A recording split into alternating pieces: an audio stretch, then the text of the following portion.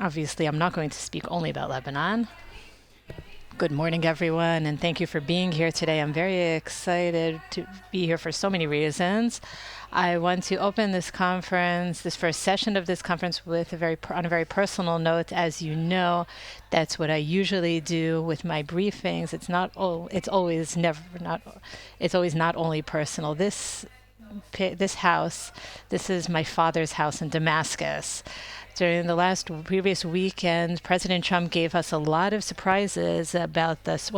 Eric Manzel will talk shortly about the American U.S. policy in the region, but one of the fascinating things about the latest visit was the handshake between Trump and the president of Syria. Eating hummus in Damascus is a term that every Israeli is familiar with, but who knows, maybe it'll become possible. And this is a current photo of my grandfather's former home in Damascus. My grandfather passed away on December 8th, the day when Syria fell, and not a day passes when I don't think about him. He had a very strong influence on who I am today, and it was very important for me to mention him today. My father loves loquats. It's my father loved loquat fruits, and when I saw this photo, I saw those leaves. I saw the leaves in in the corner of at the corner of the photo, and anyone who lives in the Galilee knows that can immediately identifies that as a loquat tree. It's in our backyards between the olive trees and the lemon trees, and that's why I know now I understand why my father loved the fruit so much, because it grew in his household in his childhood home. And I said that if there really is a normalization agreement, I will be the first person to board a bus to Damascus and taste the fruit of my father's loquat tree. But is that even plausible? How imaginary is this scenario that I just described? We're going to talk about that during the panel led by Yaakov about Syria shortly, but this session will focus on Lebanon. Last time we met was last May. Several weeks later, Hezbollah increased its fire against northern Israel. You can see this very clearly in the graph, meaning that in Kfar Vradim, where I live, and there are many people here from my town, we felt that the walls were closing in on us. That we felt that there was more fire, and I want to focus on that for a moment. It's a completely different experience than those experienced by the people from Tel Aviv when the Houthis shoot fire at them. We have 15 seconds to get to the safe room, and it's almost impossible. The head that you see in the video is my husband. We took this video from our balcony last August. What you can see here is the Iron Dome and the rockets being intercepted. This was our experience of the war. Just a few seconds later, we ran to the safe room. This happened so many times, and we hope that this reality is not something that will resume. During the war, there were over 5,000 Hezbollah attacks. We didn't count rockets at Alma. We don't know how many projectiles there were, rockets, drones, missiles, etc. We counted attacks. That was the right thing to do from the research perspective. Total of 46 civilians and 83 soldiers were killed. Today we're going to talk about rehabilitating the north, but it's important to note that the rehabilitation of the area is both physical, working the fields, rebuilding the houses, but it's also mental, it's also emotional. It will take time. The situation right now is that about 60% of the residents have returned. There are places where there are 100% return rates, and in other places the situation is much worse. It really varies from one place to another. We're going to talk about that later on. When residents ask me, and they ask me all the time whether they should return home, I tell them that the security situation on the Lebanese border has never been better. But the big question is, will it stay that way? And that is what Tal and I are going to discuss right now. We divided this amongst us. I'm going to talk about everything other than Hezbollah. Now let's talk a little bit about the terms of the ceasefire in November. In July, I went to the Congress and I had 3 messages to relay. We needed a deadline. We had We needed effective enforcement and disarmament, and not a withdrawal, not just withdrawal. Hezbollah could not withdraw from where it lives. Statements like that are very misleading and irrelevant. I thought that I was successful. These three things are included in the ceasefire agreement. However, the deadline was given to Israel and not to Lebanon, 60 days to withdraw from Israel. Of course, that did not happen. And ultimately, Israel is maintaining 5 points on the border. And this, with regard to the ceasefire, or what we call cease between the fire, there have been almost 400 attacks since the ceasefire, which is an average of 2 per day, reserving the right and the capability to take action. And I think this is very, very important. However, I also want to say that the North relies on tourism, and it's very unpleasant to come to the beautiful, relaxing Galilee for vacation and hear the explosions in the middle of the night. And that's the dilemma. How do you create a normal life with that type of sound, with those sound effects in the background, which are not quite normal at all? UNIFIL is certainly not helpful. Just over the last month and a half, we had 11 violent incidents between UNIFIL and the army. In this case, it's probably Hezbollah.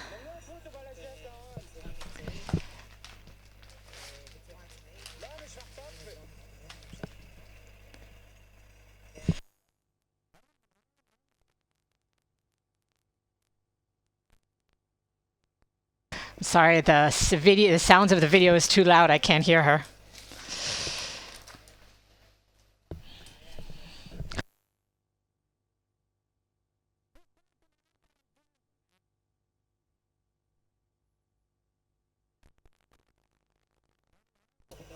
It's interfering with our efforts.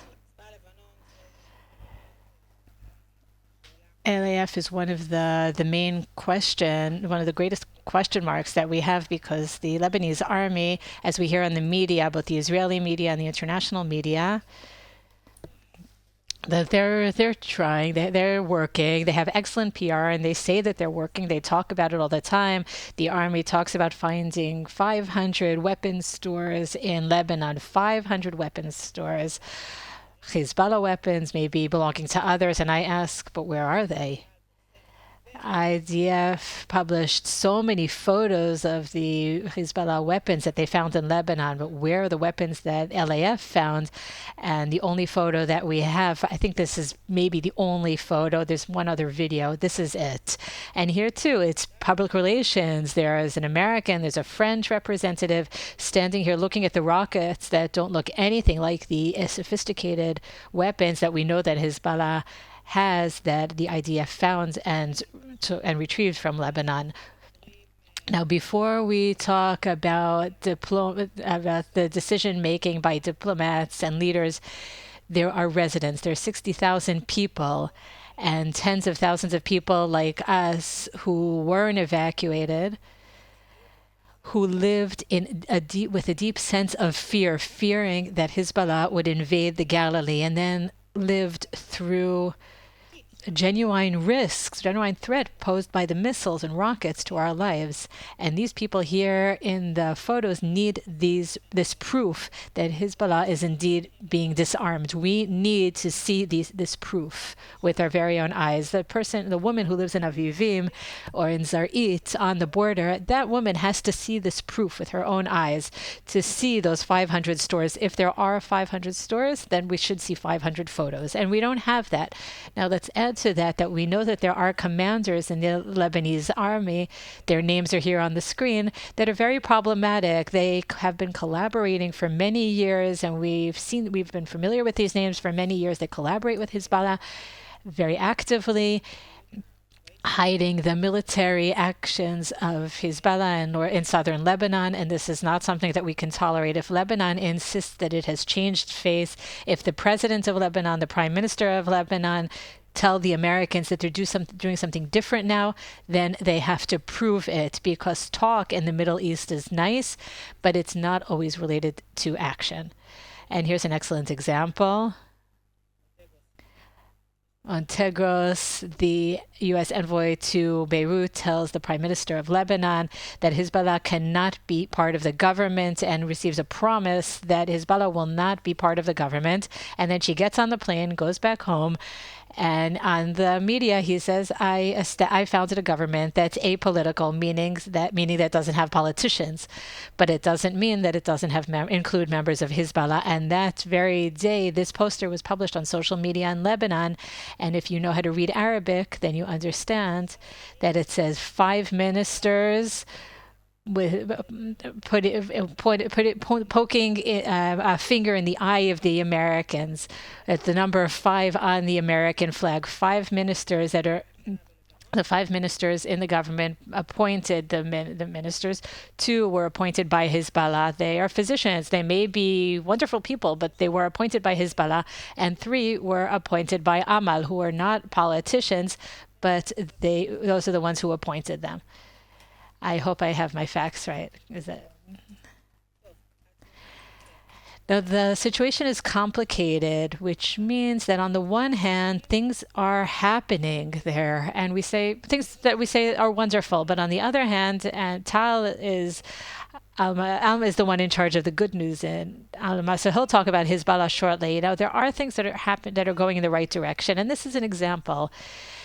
The Hariri airport is a significant affair. The Hariri airport was in the hands of Hezbollah, complete freedom of activity there. Hezbollah insisted on that. It went out in the streets in 2008 to make sure that they had complete control over the airport. But now Iranian flights cannot land in Hariri, and if they do, it's only diplomatic flights. So while aircraft still can land at the airport, it's on a much lower scale than Hezbollah would have liked. This is money that was stopped at the Hariri airport. We don't know how much money was not confiscated and managed to get through, but we have a general idea. 30 employees at the airport were fired by the government for being Hezbollah supporters.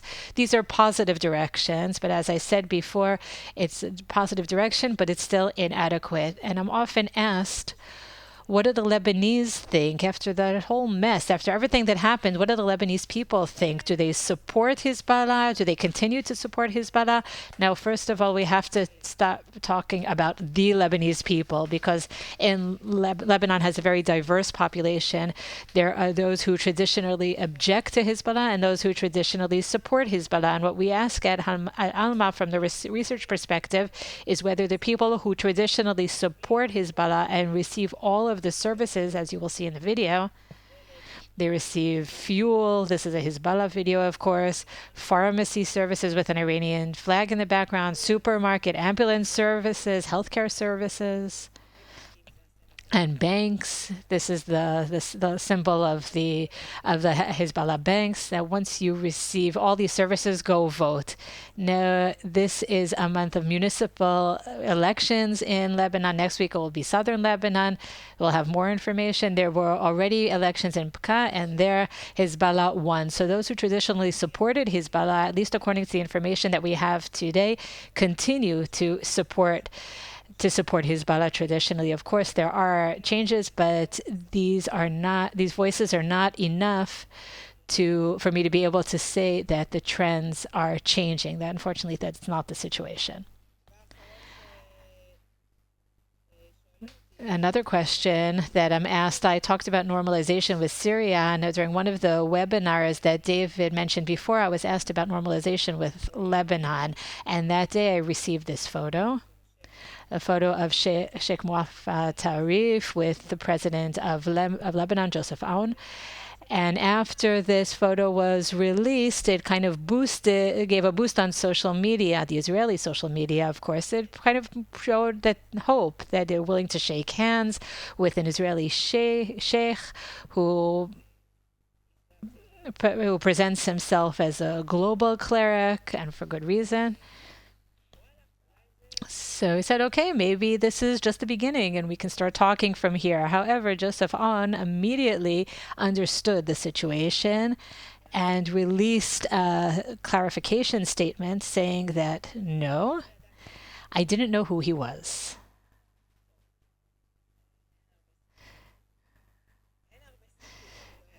So I highly doubt that he didn't know who this man was, but the fact that he had to make that clarification gives us a sense of what is happening in Lebanon and how far we still are from normalization. Again, unfortunately, I wish that wasn't the case. I hope I don't have any spelling mistakes on this slide. I tried to correct all of them. But it was very important to conclude with this. I don't usually like to put text in my presentations, but there were a few things that I wanted to say about what can be done. We cannot, it doesn't make any sense that Hezbollah is considered a terrorist entity, but in Lebanon, it's a legitimate political party, a social movement. And when in Lebanon they talk about disarming Hezbollah, the president says we'll do it with through national dialogue. And this term national dialogue is something that I remember from before the previous war, before 2006. I know that what I've said now, people will say you must be dreaming. There is no chance. There is no chance that that the Lebanese will agree. But I'm not here to talk about whether there are chances or not. I'm here as an Israeli saying what has to happen in order for there to be a better future for Israel and for Lebanon. And as long as Hezbollah is a legitimate entity in Lebanon with its banks that operate in Lebanon, with UNIFIL as I talked about before, and the Lebanese army that really isn't helping us build confidence. I don't know how we'll bring a change without these things happening. And there is an opportunity for change now. I've said this many times. This is a golden opportunity for change because Hezbollah is struggling now. But we cannot continue we can't continue fooling ourselves. And I think that the state of Israel now, the way it's operating from the security perspective, is being very clear about this. We cannot continue fooling ourselves after October 7th. And therefore, even in Lebanon, we can't reach a state of normalization in a situation in which there is an entity there that can continue to threaten us. This has to be completely uprooted. Now, I would now like to introduce head of the research department, Tal Beeri. We like to joke together, but I must say that he is responsible for a lot of the achievements of the Alma Center. Many of these achievements could not have been reached without Tal Beeri, who leads very, very powerfully leads the research department through the war and through fighting, and with so much creativity. He brought things that I couldn't have even imagined that we could have done when I first initiated this project. Thank you, Tal. And now the floor is yours.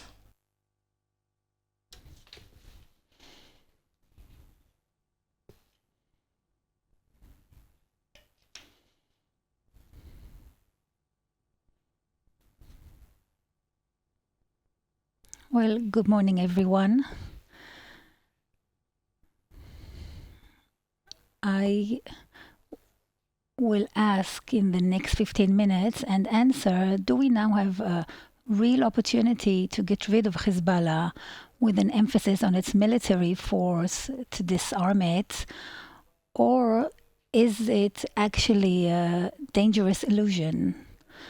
To answer this, I will attempt to examine the organization's current condition, focusing on its military condition with some political, ideological, and demographic context. This review actually presents a special report that we've only just released that examines this question, and this analyzes the Hezbollah's status in depth. On November 20, 2024, Ibrahim El-Amin, the editor of Hezbollah's mouthpiece, Al-Akhbar, wrote that the current confrontation is just another round in the war to destroy Israel. He added that Hezbollah will rebuild and become strong again. This sentence encapsulates Hezbollah's worldview. No peace, no compromises, one ideology, which is ongoing armed resistance.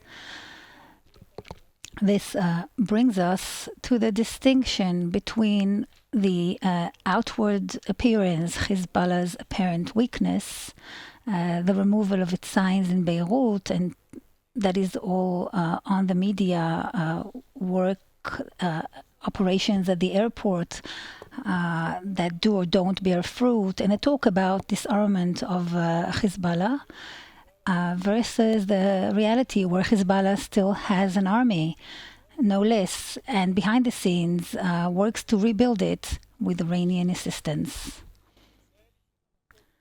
Israel has managed to strike Hezbollah's leadership hard, both the political leadership and the military leadership. More than 170 senior figures, commanders, and knowledge hubs were eliminated, beginning from Nasrallah at the top to the mid-level command. The political leadership, the current political leadership, headed by Naim Qassem, is a leadership that is gray, lacks charisma, and may not actually have the field's trust.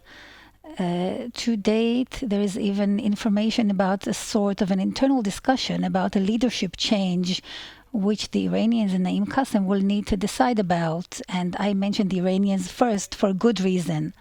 The military echelon is also significantly weakened. We understand that Mohammad Haider is acting chief of staff, but he doesn't have operational experience that is significant. Alongside him is Haitem Ali Tabtabai. We understand he is currently Hezbollah's Southern Front commander. He is a clearly operational figure. Unlike Haidar, he has an impressive military record, but tension and friction exist between them, creating internal crisis that has an impact downwards as well. It is very possible that Tabtabai is undermining Haidar's position and sees himself as more suitable to be Hezbollah's chief of staff now. Two other figures who have gained prominence due to the war are Wafik Safa, Hezbollah's coordination and liaison officer. He's involved in port smuggling, all of the ports, not just the airport, but also the seaports, and also Haj Khalil Khab, commander of Unit 133, formerly known as 1-800. He is involved in Lebanon-Palestine operations. We believe that they were responsible for the March 2023 Megiddo Junction terror attack alongside the Radwan unit. With regard to Hezbollah operatives, out of a military force of around 100,000 before the war, we estimate that Israel has hit about 15% of them. We're talking about roughly 4,000 killed and 10,000 wounded, many from the operational core. The Radwan unit. This is the unit that was supposed to invade Galilee, suffered a devastating blow, and is now unfit to invade the Galilee, at least temporarily. 31 of its commanders, you see them on the screen, the most senior ones were killed, including the unit's commander Wissam El-Tawil and his successors, and hundreds of its operatives were hit. The threat posed by the original invasion plan is no longer relevant, and even a reduced version is unlikely. However, and this is a however that we need to remember, the threat of small cell infiltrations remains and always will be. As of now, Radwan have begun to rebuild their capabilities, and their operatives are present in southern Lebanon. With regard to Hezbollah's tunnel network, with the 5 types of tunnels and underground infrastructure, it seems that the relevant tunnels for an incursion, I'm talking about the incursion ones and the access ones, they appear to have been discovered and neutralized along the contact line.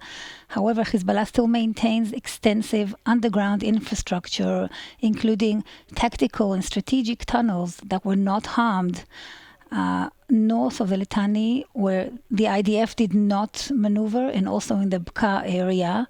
There, large amounts of weaponry are stored. Some of it, we believe, is ready for use.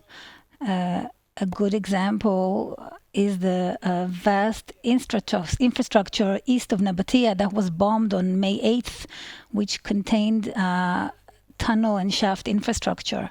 With regard to the booby trap tunnels, their status is unclear. Factually, Hezbollah hasn't used them at all during the war. With regard to the geographic units in the south of Lebanon, these units, Nasser and Aziz, were hit very hard. So much so that the Badr unit north of the Litani that was less affected is helping with their rebuilding, also in the south of the Litani River, which is outside of its original jurisdiction. You can assume that because of the severe harm to the command chains, infrastructure, and operational continuity of Nasser and Aziz, Badr's resources have been redirected to support the areas originally under Nasser and Aziz. Hezbollah operatives are finding it really difficult to stay and operate near the contact line as of now. But in this area too, they're still present, and Hezbollah is using new old tactics in order to try to overcome these difficulties.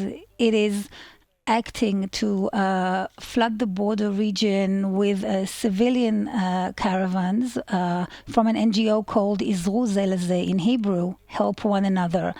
These are allegedly for civilian purposes, but in practice, some are designed to be disguised Hezbollah posts. You may have noticed that there are those who attack them methodically, these buildings. Once one of these structures is positioned, it is being attacked. But what is more important, and history always teaches us, that we cannot ignore the similarity to the pattern of operation of the Green organization. They were active just before the incursion into the Galilee. Before the war, Hezbollah had around 75,000 rockets and missiles. Today, we believe they have between 20 to 25,000. And this enables it theoretically, and I emphasize theoretically, to launch dozens of rockets per day for a year, depending, of course, on the number of launches that it has. The strikes in Beirut on March 28th and April 27th in Dahia district, these strikes targeted buildings storing drones and precision-guided missiles. So we understand that not all advanced conventional weapons of Hezbollah were destroyed. Now, to date, Iran is deeply involved in the reconstruction and operational intelligence security efforts. The same applies to the financial efforts. Professional Iranian experts from at least 6 units of the IRGC are physically present in Lebanon, mentoring Hezbollah closely, using dedicated investigation teams that analyze the reasons for the failures. They draw lessons and they make structural changes and adjustments, starting to train the next generation. Ultimately, the goal is to get Hezbollah back on its feet, maybe not today, but within a few short years. We believe that the recent reports on Iranian advisors being evacuated from Lebanon for fear of being killed are part of information warfare, no less. 2 key components for Hezbollah's rebuilding and strengthening. One, the first, is independent weapons production, and the other is smuggling of weapons and funds. The collapse of the main arms corridor through Syria makes these even more critical. The May 5th airstrike near Nabi Shit, Janta, right on the Lebanon-Syria border, targeting the underground facility, which in fact was Hezbollah's largest precision missile factory. That shows that Hezbollah hasn't given up on its intention and attempts to resume independent production and rebuild its arsenal of missiles. The fact that this is already the 4th strike on the same site, that indicates Hezbollah's determination to renew and rebuild its missile arsenal. So how are the smuggling units adapting their routes? The first way is a direct maritime route from Iran to Lebanon, arrival at a Lebanese port or at sea, and rendezvousing at sea, opposite Lebanon. The other is a combined indirect maritime, air or land route from Iran to Sudan, and from Sudan to Libya via land, and from there to Lebanon via the sea. Another route is an air route for money smuggling via Iraq and or Turkey. You can see in this photo, in this slide, Hussein Ali Nasser, deputy commander of Hezbollah's unit 4400. He was killed in on April 20. He's taking a selfie at the Baghdad International Airport. This is one of the routes for money smuggling. I also don't rule out the Turkish land route, which already in 2007, an Iranian weapons shipment was intercepted there on Turkish soil. It was bound for Hezbollah. And lastly, there is the renewed smuggling via the Syria's land route. Against the background of Syria's instability, Iran and Hezbollah haven't abandoned their intentions to reestablish a foothold there. We believe motivation exists, and this can be done through new collaborations with local forces based on various interests, mainly in exchange for money. You have to understand the Syria-Lebanon border is around 400 kilometers long. This means that every 3 kilometers or so, there is some kind of an informal smuggling path, also underground routes, and through it, almost anything can be transferred. And if you think that the Hezbollah procurement agents don't know this, then you need to think again. The Iranians were not sad, to say the least, when learning of the reduction of the deployment of the Iranian forces in northeast Syria. And should this happen also in southeastern Syria, then I estimated that Dvorah province will again be exposed to Iranian influence and presence. What can we learn about Hezbollah's recovery process in the south of Lebanon since the ceasefire? From figures that we have since the ceasefire, we know that the geographical unit operatives are present in south of Lebanon, including south of the Litani River. Since the ceasefire, Hezbollah is continuing significant military activity reflected in fixing infrastructures, becoming stronger with weapons, etc. There is also intention to perform terrorist acts in Israel and worldwide. IDF does work on a daily basis against these attempts, but if we try to characterize these targeted killings by the IDF, you can see, for example, that it targets in this way geographical unit operatives who are involved in intelligence gathering, arms transfers, and logistics. It also targets Radwan unit operatives, people who were busy rebuilding the operative preparedness of preparing terrorist attacks, and also senior figures responsible of special operations, somebody who was in charge for rebuilding communication infrastructure, engineering officers, and the deputy commander of Unit 4400 and Unit 3900. These commanders as well, who were busy planning terrorist attacks in Israel and worldwide. So to conclude, Hezbollah is still functioning, still alive, but the damage it has sustained is enormous, unique, and deeply felt. Targeted killings have had a substantial effect on Hezbollah. The idea that everyone is replaceable may not fully apply to Hezbollah. Eliminating a significant number of key figures in a short period of time has proven that not everybody is replaceable, and this has deeply affected Hezbollah's current functioning and its ability to develop a new generation. There is a crisis of trust between operatives and leadership, and also among leadership and the command ranks themselves. The sense of intelligence penetration has paralyzed Hezbollah operationally and led to a loss of confidence. And this continues due to the near-daily targeted killings, including this morning. Radwan, Nasser, and Aziz, 3 major units, have suffered severe losses, including restricted freedom of action in southern Lebanon. The operating environment, both local and regional, is less favorable. In Lebanon, there was a new president and government, a stronger army, Others have become bolder. And in the region, the Assad regime collapses. The oxygen supply of the Iranian corridor has been severed. And the internal, domestic, and international situation of Iran is relevant here, and also very strong American involvement. Having said all that, now comes the but. It's a big but. Will Hezbollah truly disarm? We have to remember the core of Hezbollah, the armed resistance, is not a means, it is an identity.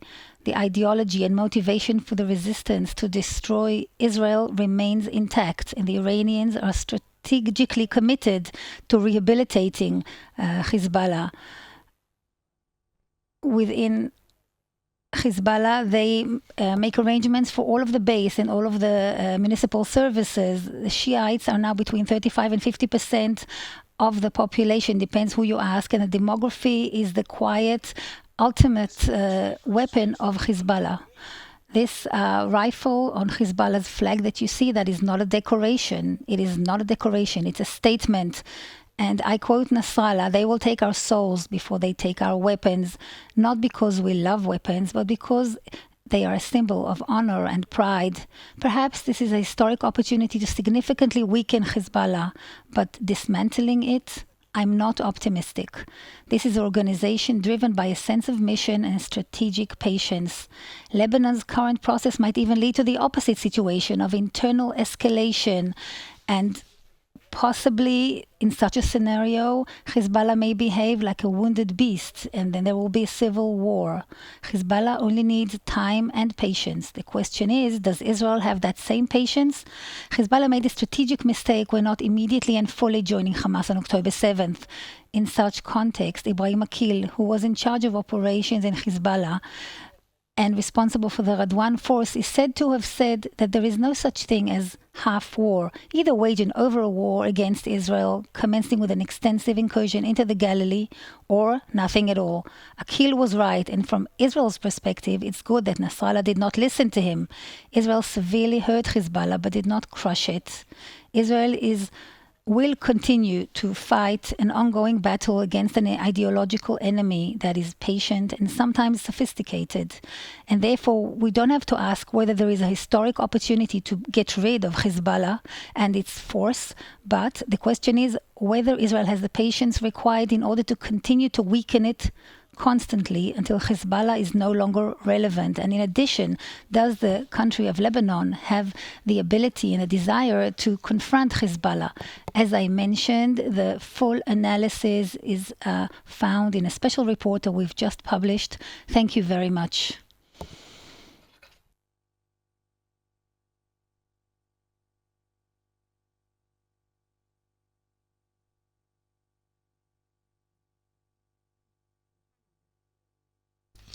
We have time for 2 or 3 questions from the audience.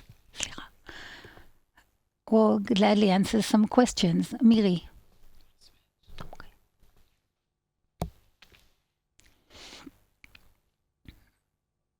First of all, it was fascinating. It wasn't as depressing as you said it would be, because you said some good things as well. I'd like you to address the issue of whether, or if Israel doesn't address this, then what do you, Sarit too, what do you think on the side of the Lebanon state? What can it do against Hezbollah, if at all? I mean, ultimately, it has weakened. It is part of Lebanon.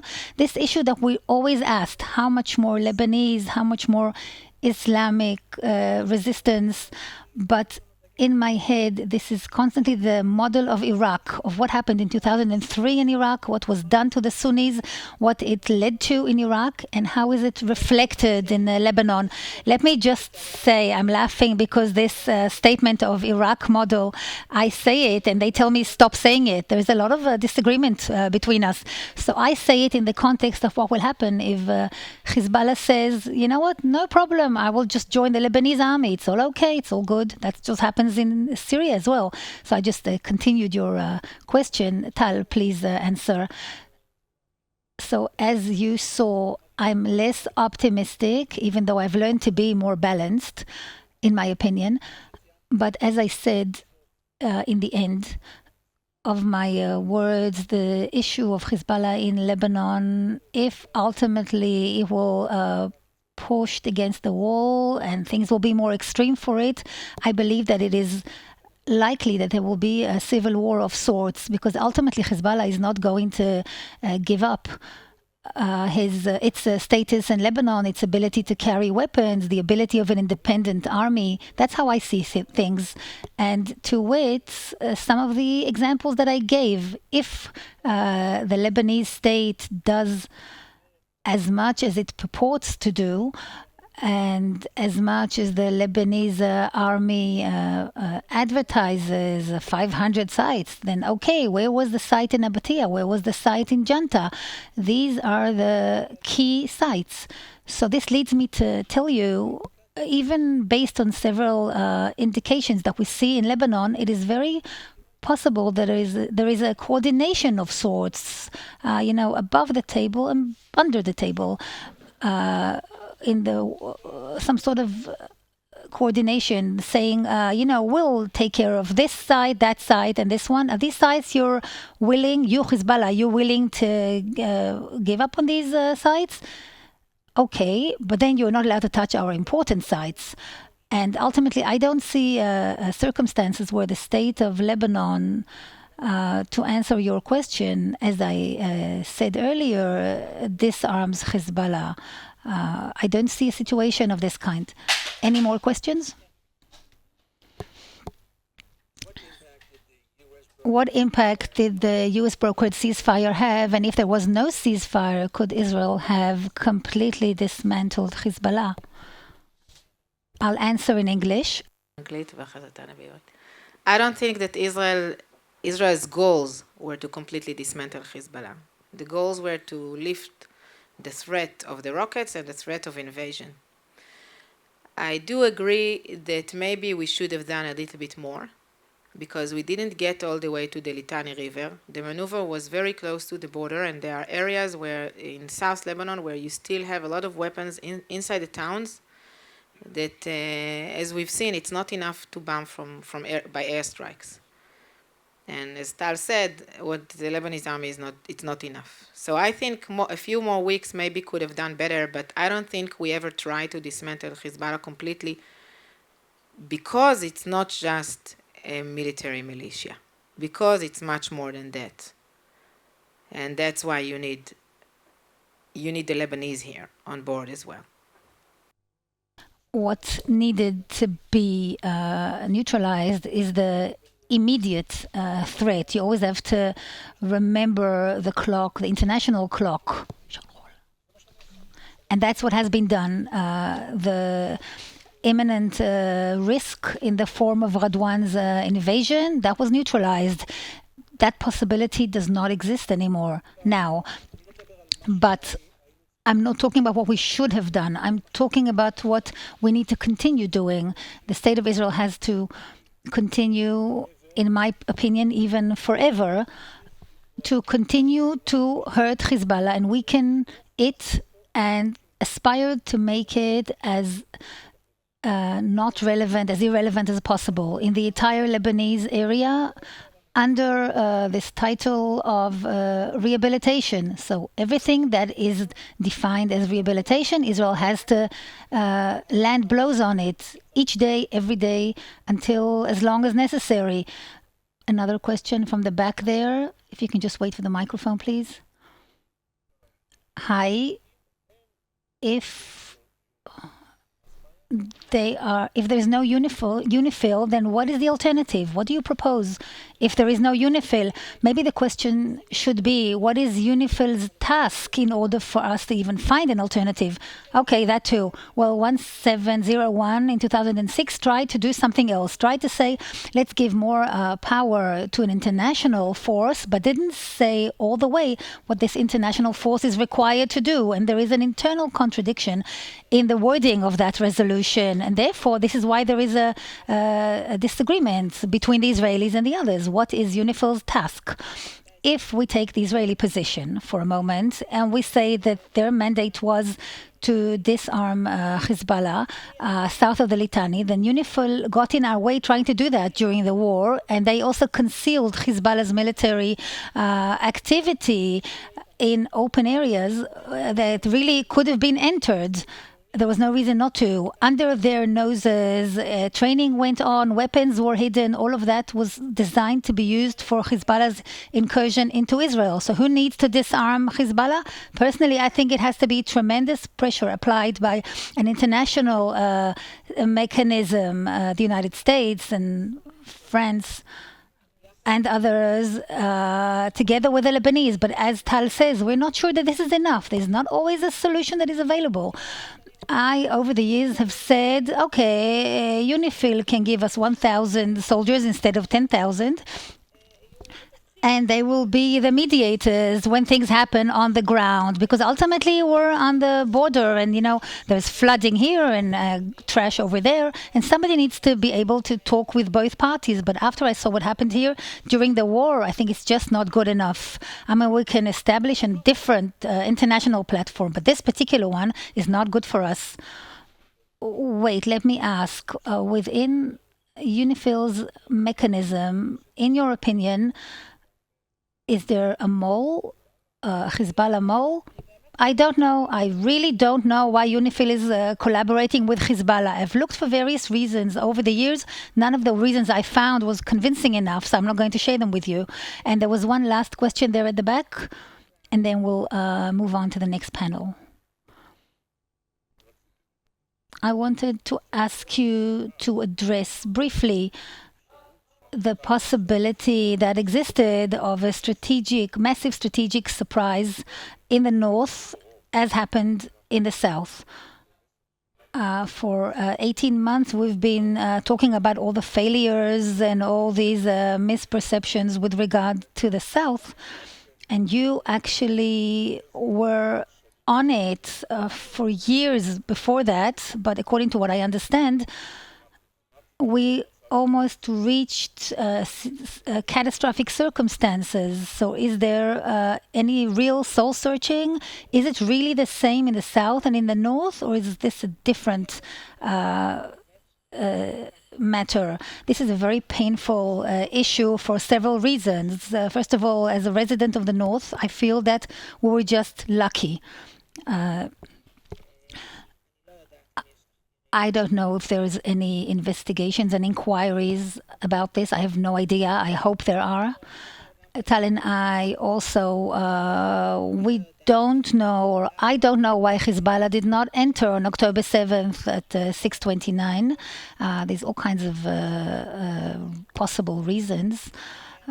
But I think it makes no difference, because Hezbollah was 100% ready to enter on October 7th at 6:29, and there must have been some sort of a decision or a surprise there. I have no idea. And then there was a dilemma. In the first weeks, I think there was a very big dilemma, a ping-pong between the Iranians and Hezbollah of whether or not to enter. And in fact, if they had entered, they would not have succeeded as much as Hamas. And I guess they didn't want that. So we're very lucky. We at the Alma Center talked about it. Tal talked about it. We wrote it in our documents. You can make inquiries and see it. There will be an investigation that will be published, and it will show it. And this is very sad. We find it very sad that even though we saw them ready on the fence, it was clear to anybody living in the north and looking in that direction. We knew what was going on, and the IDF was not prepared to protect the towns. I don't want to talk about the Israeli side as much, what happened here from the IDF's perspective, but I do want to support what Sarit said.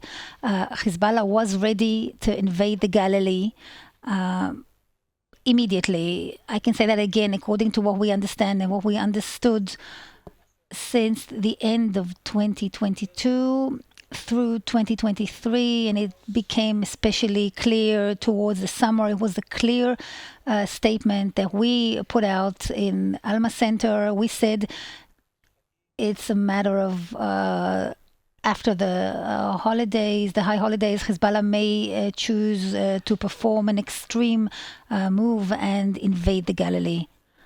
Okay, also we'll stop the questions now. Tali, please join us.